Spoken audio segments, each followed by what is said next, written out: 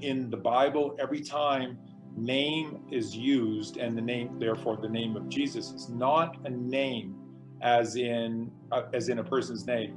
It's the way. Jesus is the way. So when you say Jesus, when you say Jesus, you are not saying the name, you are saying the way. And what is Jesus? It's Jupiter and Zeus, Father and Son. What did we just see on December 21st? They were right together on December 21st. They made the Star of Bethlehem. They made the one. They showed you that 1 and 1 are 1 on December 21st. The great conjunction that occurred on December 21st. It's a miracle. It's a miracle. And if you don't know the symbology and numerology behind all of this, then you miss the message. You just missed the most important message that existed in the last 26,000 years, and you missed it if you didn't know that. So everything is about shapes and frequencies, not literal stories. So Matthew 1:1 is showing you that inside the temple, where only the truth is spoken inside the temple, it's all about the Star of David. It's all about the true Son of Man, who was Abraham, who was humble and penitent before God. And then it's about the Star of David, which is this shape, which is a frequency of energy.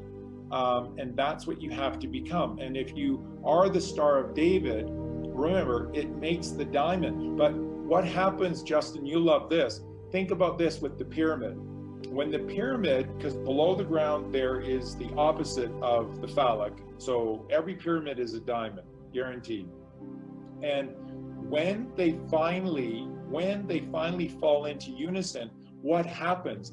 They each meet in the middle way. That's the Star of David. The Star of David is the diamond that finally aligned itself together and it fell. So once again, that is the top of the pyramid, Father symbol, and there's the diamond shape because there's the mother. And when they get into alignment with each other, what do? They meet in the middle. And that's the 13th letter of the alphabet, which is the letter M, which is Mary, mother, magnetism, motion, movement, meditation, mediation. I mean, oh my God. And what do? They meet in the middle, and that's the Star of David, isn't it? That's the Star of David.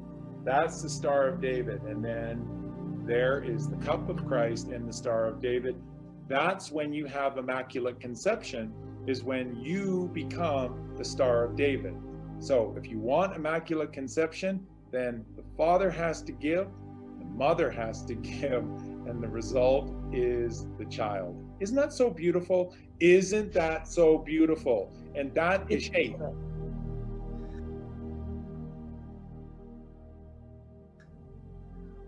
But Gene Roddenberry, I know. Professor Tolkien, C.S. Lewis, I know. And Donald Fagen and Walter Becker of Steely Dan, I know. And Alan Parsons and Eric Wolfson, I know. I know these people, and they are Gnostic teachers. They are of the bloodline of the Essenes, which is that they align themselves to become diamonds. Shine on, you crazy diamond. Roger Waters from Pink Floyd. What did Roger write about in the band? When Syd Barrett was taken away by MI5, MI6, and they just tore Syd down and removed him because Syd was just writing all of this music that was transmuting people up the silver path, up the silver way, from the singularity of the mother to the father. Can't have that, Syd, bye-bye. Roger said he felt alone in that band because the other three were all from privileged British families. They didn't give a shit about the people. And Roger and Syd wrote songs that were trying to illuminate people to the crown so they could be free. And the other three didn't give a shit about this. who runs the band Pink Floyd now. Eventually, after the album The Wall, which by the way is a metaphor on so many levels from Roger Waters, right? But he's also saying, and you know, the press, the critics are all saying, well, he wrote that because he felt disconnected from his fans. No, he felt disconnected from the band members and a lot of the audience and that left-hand path that's out there. And he felt all alone on the other side of the wall, and that there was this massive division between them.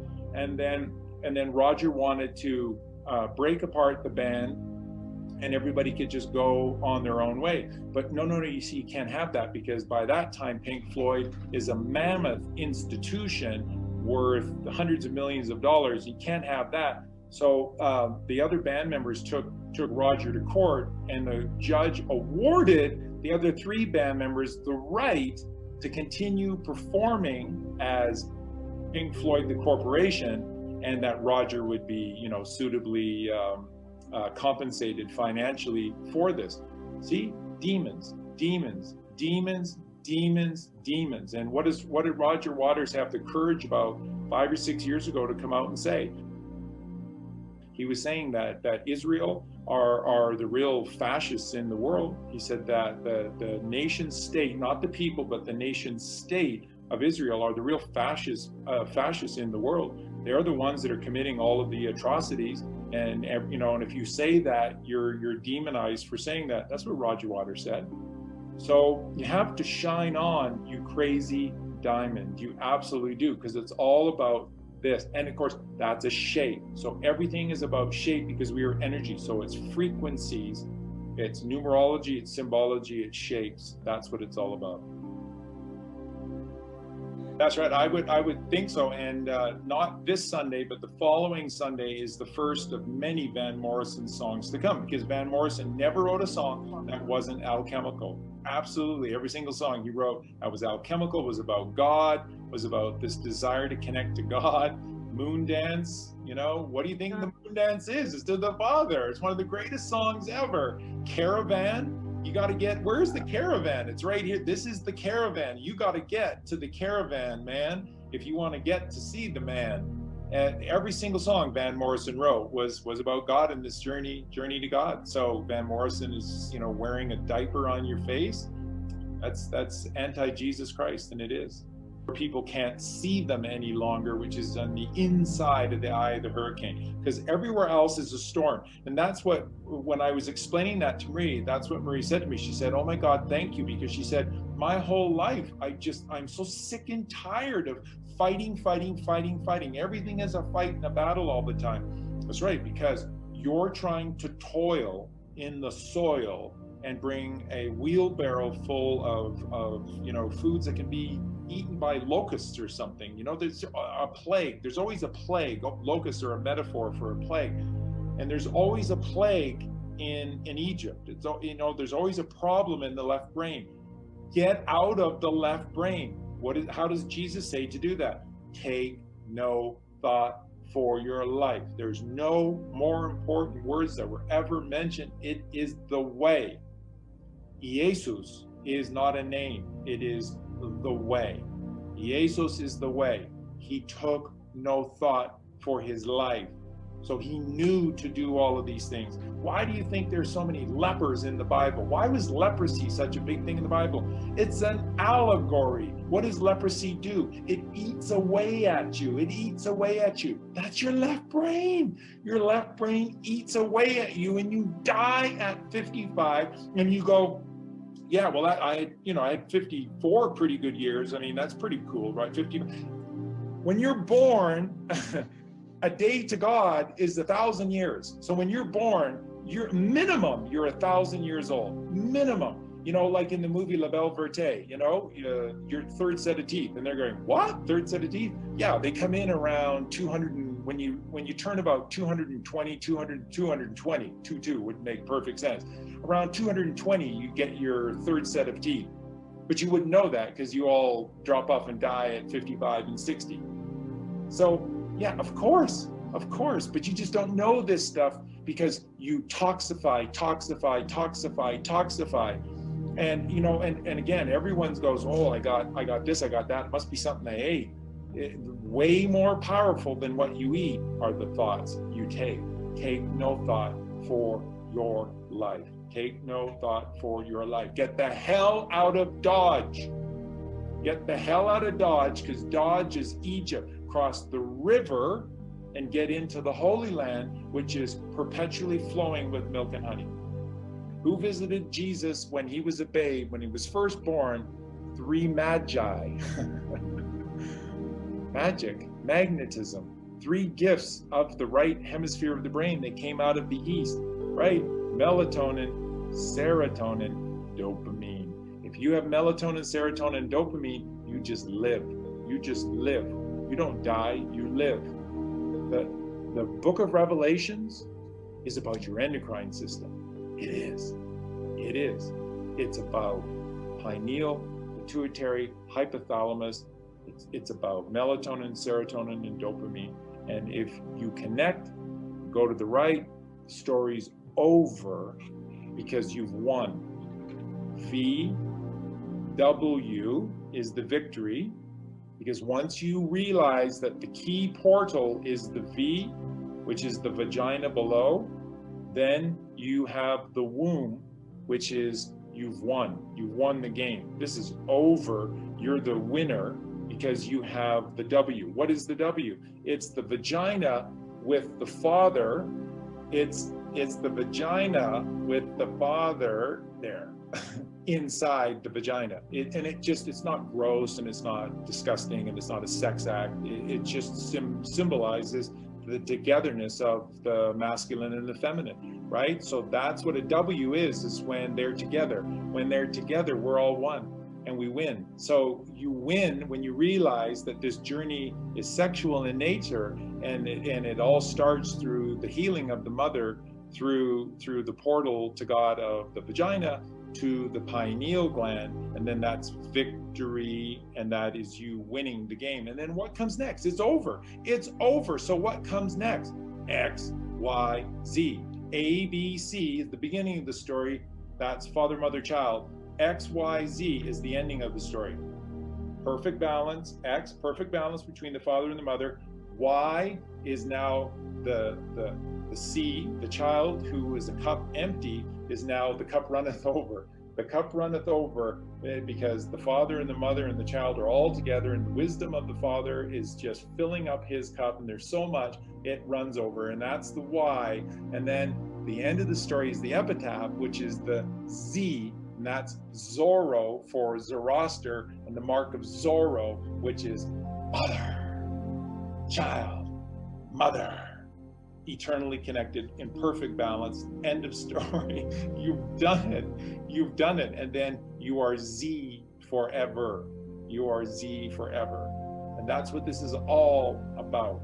It is, and that's why you are a galaxy class star cruiser, and your journey is to go through the alphabet. Can you believe that? Yep. Believe it. Your journey is to go through the alphabet, the building blocks of life, and they're all numbers as well, 1 through 26. Price you pay when you enter into hell. That's it. So it's just when you come back to be the bodhisattva, you have to do the work. Then the temptation is to stop doing the work. It's just, turn on that TV and get me a beer. I want a beer, and I want to see those girls on that Baywatch, and you turn that on and give me a beer, and then the work stops, and you're lost, and you're trapped in your uncles in Egypt again. And that's why the Magi had to turn around and get the hell back out of Dodge again. You have to be so ready to return to be the bodhisattva, because the temptation to fall back into hell again is there in every single moment. It never goes away. It can't go away, because that's the gift of free will. You always have that choice. And then when you don't take that choice, when you deny temptation, when you deny that sin of emotion of temptation, then you will be rewarded. The rewards are built into the work that you do. And then it becomes, so the more you do this, every day that you do this, you get better at this, because it becomes easier and easier. A day spent in heaven. What does Jesus say? essentially in many ways, he used this as a metaphor with, the amount of people that were awakened versus, the rest of them. One person is worth like 10,000. One illuminated lighthouse is worth 10,000 burnt out bulbs. And it just works that way. It works that way. So every day that you spend in righteousness, it's another day where there's a whole part of you inside of you that goes, I'm not giving up. I'm not going to fail. I'm not going to forget. I'm not going to forget. I'm not going to forget. Wizard of Oz, I'm not going to forget. I need to go on this journey one more time on the yellow brick road. I need to go to the green city. Emerald is eternity. Emerald City, the green Emerald City, is an allegory for eternity. And so she has to go one more time to never, ever forget. And by the way, why is this story right now that we're learning about the Cabal so bad? So we'll never forget. And that's the thing, folks. If we don't forget, we're never going back. We'll never allow it to happen again, because it's the worst of the worst. And then having the worst of the worst allows you to be so thankful that we now have the best of the best. And that's why they say the best is yet to come. Bible speaks to this all the time about the best is coming, and that good times are ahead of us. They are. The moment that you let go of that physical left brain reality, it just gets good. And every day it gets easier and easier. Santos teaches this so brilliantly. Santos says, essentially, you can look at it this way: you're further on the path that is straight and narrow. And if you draw that line out into the distance, what does that look like when you go further? Every day you go further down that path, it looks like this. And that's your perspective vision. That's your perspective vision. Off into the distance, it just becomes very, very difficult to see anything but that dot, that light at the end of the road, that dot at the very, very end of that journey. And so that's what Santos teaches, that the further you go down the path that is straight and narrow, it's so narrow that even if you wanted to turn around, you no longer can turn around, because the top comes down, the bottom comes up, the sides come in, there's no room to turn around. And that's you doing the work, but that's God protecting you. So even if you don't make it in this lifetime, I love that Santos teaches this, and it's so true. And that's what the Warren Beatty movie Heaven Can Wait is all about, is that even if you don't do it in this lifetime, where you resurrect this temple you get it to pass over you. That's the Passover. When death passes over you, then there's not another notch on the belt, there's not another ring around the tree, you stop growing older. It's exactly how it works. This magic of eternal life is, if you can't do it in this lifetime, but you've done the work, you will not go back to the beginning. You will not go back to the forgetful child with iffy parents and then, being ruled over by demons and all of that stuff. You won't. You'll be what's called a drop-in, and you will drop into somebody else, another shape, another form, another frequency that was close on their journey. And then there are many books that where people are so awake to doing this that they've written about this, and they said, I have awakened to the fact that I was this person, and now I'm in this, but I know I was this other person, and they know details about this other person who no longer is with us, and they know details that the rest of the family are going, how could you possibly know that? You can't know the things that you know. I was that guy. I'm just telling you, I was that guy. But that's not on the New York Times bestsellers list. That's just the kook who's saying that. So, but that's the truth. That's the truth. So when you do this work, you're rewarded. You will not go back to the beginning. You'll come back, you'll remember, and then you finish the journey. So the gifts of God are everywhere. They're built into every aspect of this journey. And every day that you do this, it's harder to fall.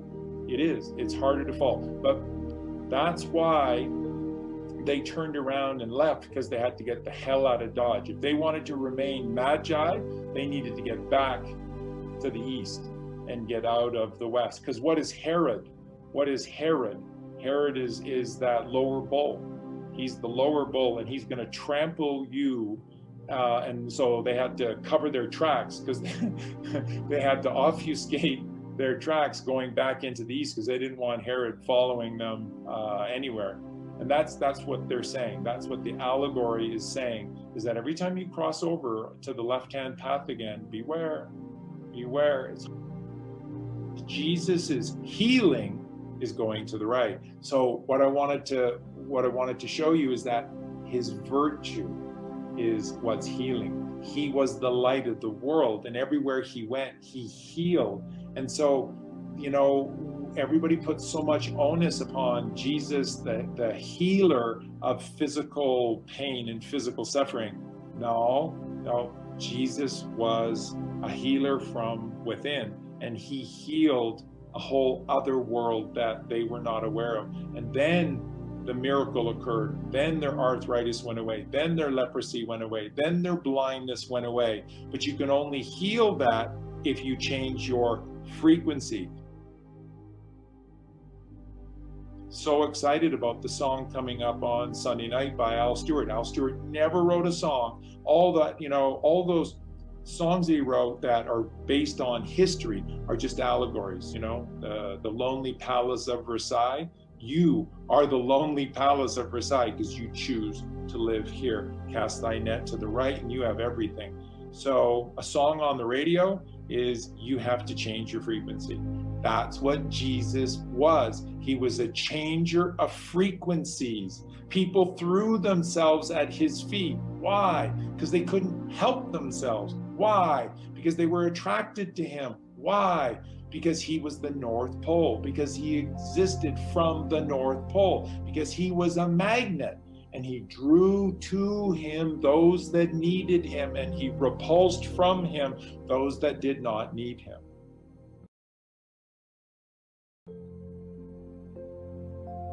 You have to become magnetic. You have to become the light of this world. And magnetic light is photon light. That's the light in here. It's not the light out there. There's nothing wrong with the light out there, but it's not the way. The way is not out there, it's in there. And that's the first thing that the devil did, is to trick you with this Luciferian agenda of saying, that's God, that's the light that you must become. It's out there.